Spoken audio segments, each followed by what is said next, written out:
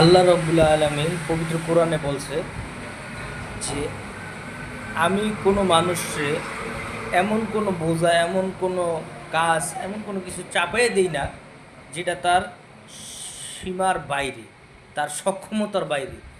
তার মানে আজকে পর্যন্ত আপনি যত বিপদে পড়ছেন, যত সিচুয়েশন তৈরি হয়েছে, যত সমস্যা আছে, অর্থনৈতিক বলেন, শারীরিক বলেন, মানসিক বলেন, পৃথিবীতে আপনি যত সমস্যা ফেস করছেন তার সবগুলো আপনি উপযুক্ত ছিলেন, সেজন্য আল্লাহ পাক আপনাকে দিয়েছেন।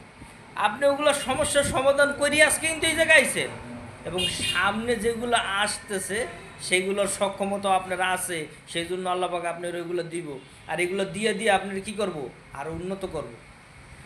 সমস্যা আসার পরে মানুষ দুই ধরনের চিন্তা করে, যে গরিব মেন্টালিটি সে একরকম চিন্তা করে, যে পুর মেন্টালিটি ভালো মন মানসিকতার, উন্নত মন মানসিকতার সে আর রকম চিন্তা করে যে পুর মেন্টালিটির গরিব মন মানসিকতার মানুষ সে চিন্তা করে আমার সাথেই কেন হইল, আমার সাথে এটা হইল কেন, আমার ছাড়া আল্লাহ চোখে দেখে না কাউরে, আল্লাহর দোষ ধরে। কত বড় বেয়াদব।